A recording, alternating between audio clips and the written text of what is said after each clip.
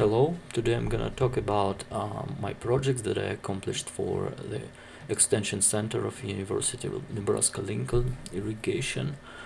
So the first one, it was an NB-IoT technology, and I built it's like a device with a moisture sensor. It's supposed to measure the moisture of the soil, and it uses this Terra-10 sensor, and it has LilyGo TSIM 7000G device and NB-IoT SIM card. One NCE is the provider of NB-IoT network. It's similar to the cellular network, and it can be used instead of like narrowband, like LoRaWAN device, but this one does not require Wi-Fi connection because it uses SIM card. And LilyGo is based on ESP32 chip. It's similar to Arduino, but it's a little bit more advanced, and it has SIM 7000G modem to send data and LTE antenna connected to the device. Also, it uses a solar panel to charge battery because the device works in the field, and the device is placed into the waterproof box, and the box is attached to the metal post, and it stands in the field and the sensor is plugged into the soil. It has a cable, and the sensor might be plugged somewhere like maybe about 20 feet, maybe like that, away from the device itself. So here are some pictures. This is what it looks like a general view.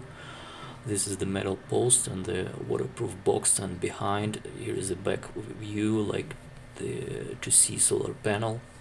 Inside the box there is a device, LilyGo TSIM 7000G. This is a modem, this is a ESP module. Here are their pictures as well here.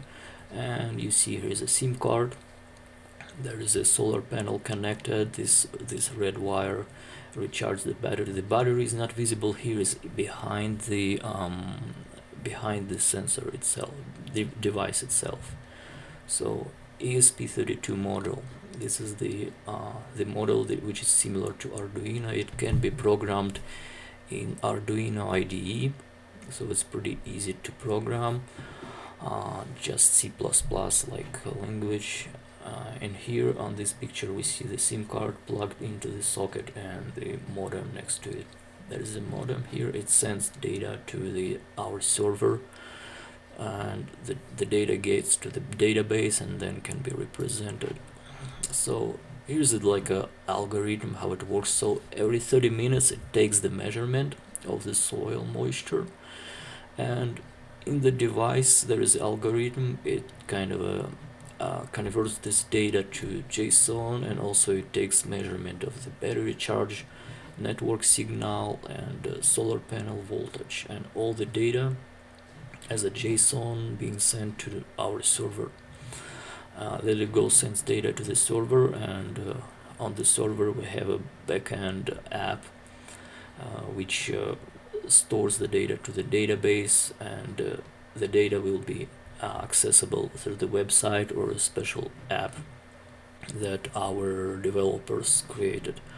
So then the device, after this cycle, the device goes to deep sleep, so to save the battery, and after 30 minutes it wakes up again and takes another measurement and kind of repeats the cycle.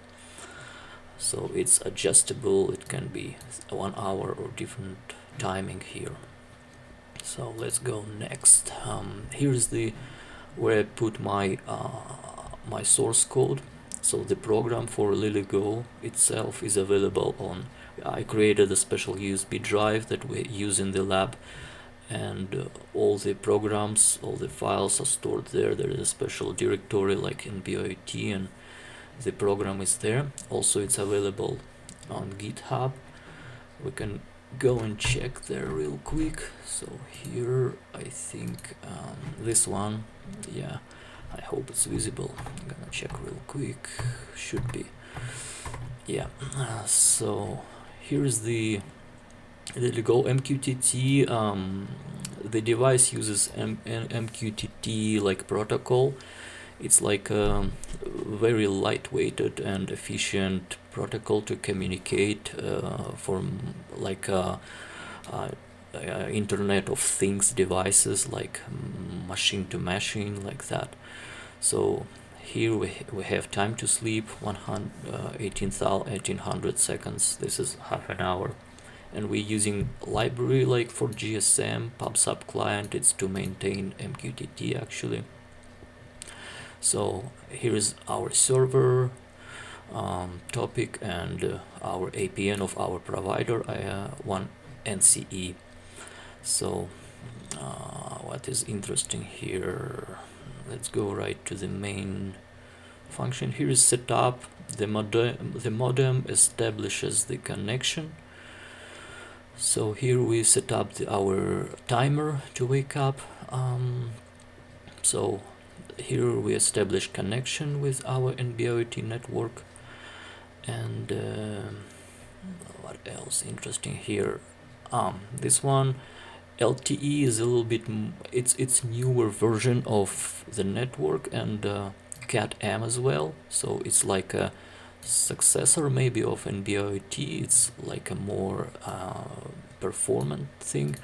So this one is to use Cat-M and 38 to use LTE. So the provider one NCE supports these parameters. So this is why they set up here. I set up them here, and here I create actually the JSON, like doing the device ID, the token. This is required for our backend, the moisture measurement, the battery, the solar panel voltage, boot count, and signal level. And then when it's established connection, it connects to MQTT and publishes the data. So there is supposed to be publish somewhere here. Yeah, it does publishing here to the topic. Topic is specified on our backend, and here it's corresponding. So after it sends data, successfully disconnects, and after that it goes to the function shutdown. In that function we have deep sleep.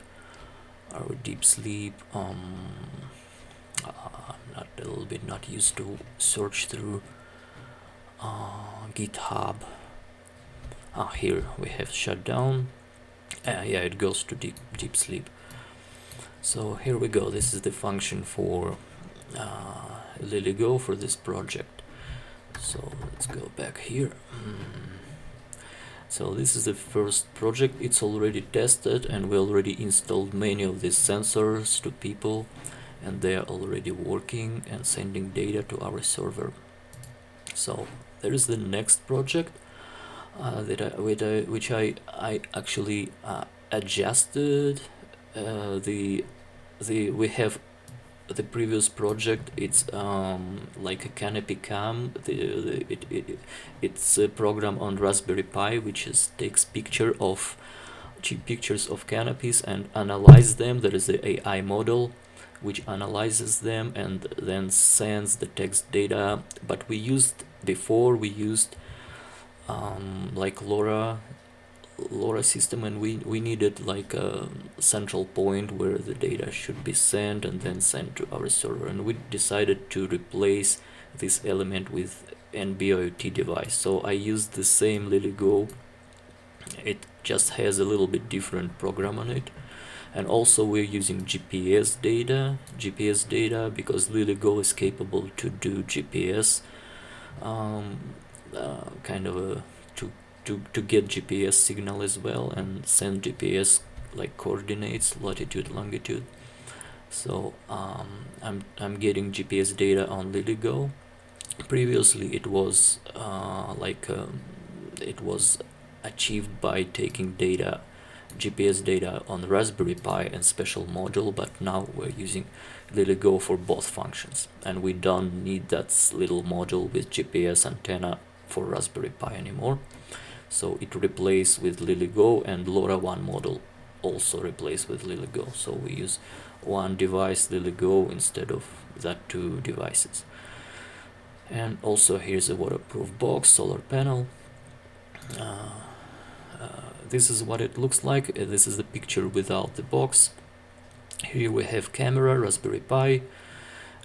It uses two batteries. I put 10,000, it's actually 12,500, like that. So it requires two battery because when AI model on this Raspberry Pi analyzes the picture, it requires a lot of energy, and this is why we're using two batteries connected in parallel. So it kind of consumes a big amperage, very high amperage. And here Raspberry Pi is connected via USB with our LilyGo. There is no battery under it because Raspberry Pi gives energy. It's like a power supply for LilyGo. And LilyGo has this GPS antenna connected here and LTE antenna connected here. So it does the same kind of. Every 30 minutes it takes picture of crops, of canopies, and AI model analyzes them, and after that Raspberry Pi converts the data to JSON and sends it via USB serial interface to LilyGo. After that, LilyGo modem connects to NB-IoT network and sends data to our server. And also it represented on the website or used for the following analysis. So then both devices go to deep sleep. So here the LilyGo does not require like a sleep timer or something, because sleep timer is programmed on Raspberry Pi, and when Raspberry Pi wakes up, it kind of powers LilyGo, and LilyGo wakes up after that, and it's ready to send data. After that, when Raspberry Pi is done, it goes to sleep, and after that it kind of cuts off the power for LilyGo, and LilyGo just turns off. So, and it helps to save the battery. So let's go further. So we have here where the sources, also they are on the USB drive in the CanopyCam directory, and there's also CanopyCam like RPI, I think, directory. They are separated for LilyGo and for RPI. RPI, I just used the previous program and just adjusted it a little bit. I can show it now. So let's go first. See, this is CanopyCam. This is the program for LilyGo. Here we have the same MQTT protocol, our client. Only here we are getting data not from the sensor, but we are receiving data from the serial. So I can go straight to the loop here. It's happening here. So we are reading from serial. We are getting data, and after that we're connecting. And so if we received not queue, because the queue, it's like by agreement we decided to disconnect it. So after successful sending data from Raspberry Pi to LilyGo, Raspberry Pi after that sends this queue, and queue is actually signal to disconnect from GPS and go to shutdown for LilyGo. And if it's not queue, if it's actual data, so we just take our GPS data, we attach to the data that we received from Raspberry Pi, and publish all this stuff to our server using MQTT protocol. So it's pretty simple and straightforward. And there is the previous script that was created by the previous developer. All the thing I just did here, I adjusted it a little bit. Instead of sending data to the LoRa module, it sends data via serial to our Raspberry Pi. So I'm trying to find here somewhere.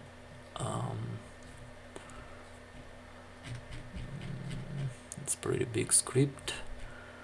So render display.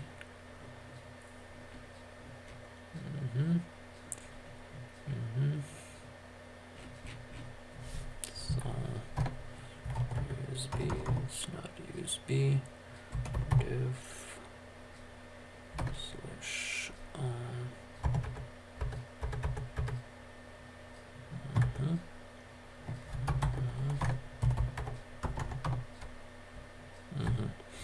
This is the like a serial address, not serial but device address of LilyGo and NBOT. It's connected to USB, but Raspberry Pi recognizes it as TTY. Yeah, this is TTY actually. This is serial ACM0. Yeah, NBOT device port. Yeah, and if we go further, here device port, this is the old function, this is a serial connection that we connect. Okay, yeah, is known. So it actually sends the data to this serial port. Yeah, somewhere in the end that should be a function that sends data. Yeah, this is the main. So yeah, here this is the loop when it's supposed to send. It writes data, sets to device port, and here's the function set NBOT, serial connection, canopy schedule. Okay, let's check where is this function is. Here, go to sleep, canopy cover. Yeah. Okay, this is taking picture. Then there's the analyzing model. So I just adjusted this script to send data to LilyGo instead of the previous module. So let's go back, and here I put the links to these both programs here. And here's the third project that I worked recently. We received this pretty powerful device we're gonna use instead of Raspberry Pi to run like more advanced AI models on it. This is the NVIDIA Jensen Orin Nano, and this is the developer kit. And also we ordered the NVMe M2 memory, 1 terabyte of memory instead of regular SD card. We're gonna use these because it's recommended for AI models. It's much faster. And this is the camera that which is more advanced camera than the regular Pi camera. It has much better picture quality of picture, and we're gonna use solar panel 12 volts and more powerful for this setup, and waterproof box as well with a 12-volt battery. Here some picture of this setup. This is the camera, this is the Jetson, and here is it's here closer. This is what it looks like. The crucial NVMe memory is installed here. This is a camera, what it looks like. So this camera takes much better quality pictures, so it will be better to use for analysis with our advanced AI models. So what I did here, this is a pretty kind of a lot of instructions and documentation. It's pretty complicated process of installation because it's required to upgrade firmware and everything to kind of unleash full power of this device to get this super max N mode. So I installed the newer version of the system, like Ubuntu 22.04, and upgraded firmware, and install NVIDIA Jetpack, is the collection of libraries from NVIDIA. This is the newest version, 6.2. Also I compiled and installed, not regular but compiled with CUDA, NVIDIA's technology of using GPU instead of CPU. This OpenCV, PyTorch, the libraries and tools required to work with computer vision and picture analyzing. And I put my documentation on GitHub. So as I said, we're planning to use this device to run advanced AI models to analyze crops and canopies and weeds. So here we can go and check this little instruction. Where I am here, NV Jetson. So here's the like a algorithm of instructions how to install everything that we need. So we are using I kind of found the simple way how to do that. It's possible to do it using SDK Manager. This is how to install SDK Manager. It required to have a host system. A host machine should have a system Ubuntu 22.04, the same as supposed to be on the Jetson itself. So this is this link to the NVIDIA documentation about firmware update. So, and I put the installation of SDK Manager here. SDK Manager is installed on the host machine on Ubuntu 22.04. And here how we are using SDK Manager to install a system with all the libraries on the Jetson or in Nano. So we're doing all these steps, and we're getting our NVIDIA Jetson Nano up and running. Then this is the kind of a necessary step that we need to do. We need to export this path to the variable of path. We need to add this. It goes to our bashrc and update all the system, and then install that git wget curl python 3 pip. We need this and all these libraries as well. And JTOP is like a process manager and also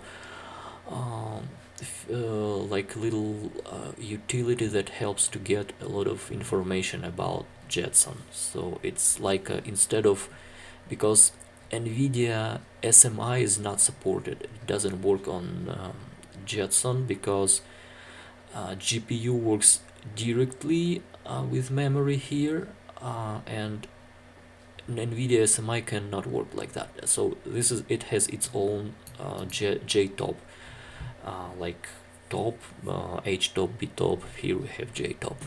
So this is how to install this thing. And also after that we built OpenCV with CUDA. Here is the piece of code how to do that.